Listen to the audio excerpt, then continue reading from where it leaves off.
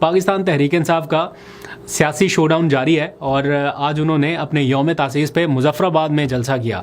سہیل آفریدی مظفر آباد پہنچے بطور مہمان خصوصی اور انہوں نے ایک جلسہ سے خطاب کیا. یوں سمجھ لیجئے کہ اچھی گیدرنگ کرنے میں پی ٹی آئی کامیاب رہی.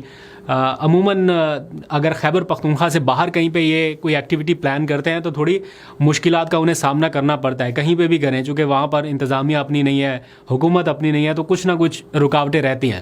بہرحال اس بار اس طرح کی پکڑ دھکڑ یا کوئی کریک ڈاؤن یا وہ کیا کہتے ہیں جو ایک ہفتہ پہلے سلسلہ شروع ہو جاتا ہے, اس طرح کی چیزیں رپورٹ نہیں ہوئی. اگر ہوئی ہیں تو کم از کم میرے علم میں نہیں ہے یا بہت کم پیمانے پہ ہوئی ہیں. تو رکاوٹیں تو خیر تھوڑی بہت رہتی ہوں گی انتظامیہ کی طرف سے, اتنا اسموتھ نہیں ہوگا, لیکن بہرحال پی ٹی آئی ایک اچھا پاور شو کرنے میں کامیاب رہی ہے.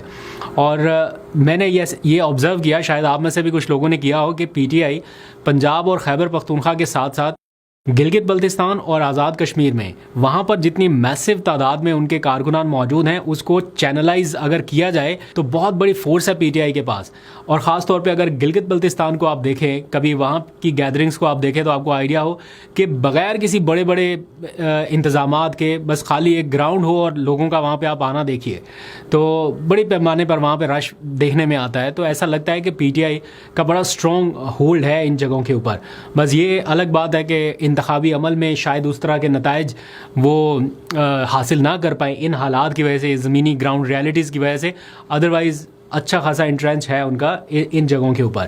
اچھا, آج پاکستان تحریک انصاف کے جو سیکریٹری جنرل ہیں سلمان اکرم راجہ, وہ کچھ تنقید کی زد میں آئے, اور تنقید اس لیے ہو رہی ہے کہ وہ سہیل آفریدی کے ساتھ ہیلی کاپٹر میں بیٹھے جاتے ہوئے دکھائی دے رہے ہیں. اس کے اوپر تنقید ہو رہی ہے کہ پارٹی کا سیکریٹری جنرل حکومتی وسائل کا کیوں استعمال کر رہا ہے.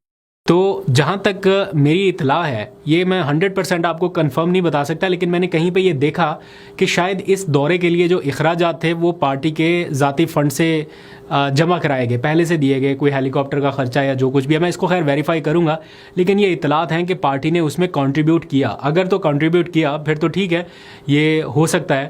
اور جہاں سہیل آفریدی جا ہی رہے ہیں, اگر انہوں نے اپنا ہیلی کاپٹر استعمال کرنا ہے تو ساتھ میں 2-3 لوگ 4 لوگ اور جاتے ہی جاتے ہیں.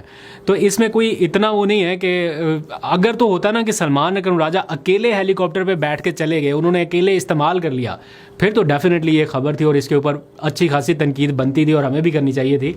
لیکن جہاں پر سہیل آفریدی جا رہے ہیں, اور پلس ایک یہ ایلیمنٹ بھی ہے کہ شاید پی ٹی آئی نے کنٹریبیوٹ کیا, اگر یہ دونوں ایلیمنٹس ہیں تو پھر میرا خیال ہے اس میں کوئی اتنی تنقید نہیں بنتی. میں دیکھ رہا تھا آج فواد چودھری صاحب نے بھی کسی کا ٹویٹ شیئر کیا, بڑا نامناسب سا ٹویٹ تھا سلمان اکرم راجہ کے حوالے سے, اے آئی اینیمیشن تھی.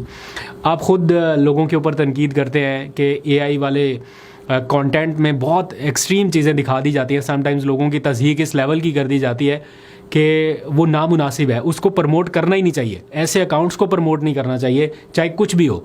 جو اپنے اصل نام کے ساتھ اپنے اصل شناخت کے ساتھ آ کے بات کرنے کا دم خم رکھتا ہے تو وہ تو ٹھیک ہے, لیکن اس طرح کے اکاؤنٹس کی پروموشن پی ٹی آئی کے اپنے گلے پڑتی ہے. اور آج فواد چودھری صاحب نے بھی ایسے اکاؤنٹ کو پروموٹ کر کے, اور سلمان اکرم راجہ سے ان کا ذاتی کوئی ہوگا, آپ بات رکھیں, اپنا پوائنٹ رکھیں, وہ میرا خیال ہے زیادہ وزن رکھتا ہے بجائے اس کے. کل کو کوئی آپ کی اے آئی بنا کے اس کو کرے گا تو اور لوگ شیئر کریں گے, تو ایسے لوگوں کی حوصلہ افزائی ہوتی ہے ایسا کانٹینٹ بنانے والوں کی جو لوگوں کی تضحیق کرتے ہیں اس طرح سے. تو یہ سلسلہ جو ہے اس کو رکنا چاہیے.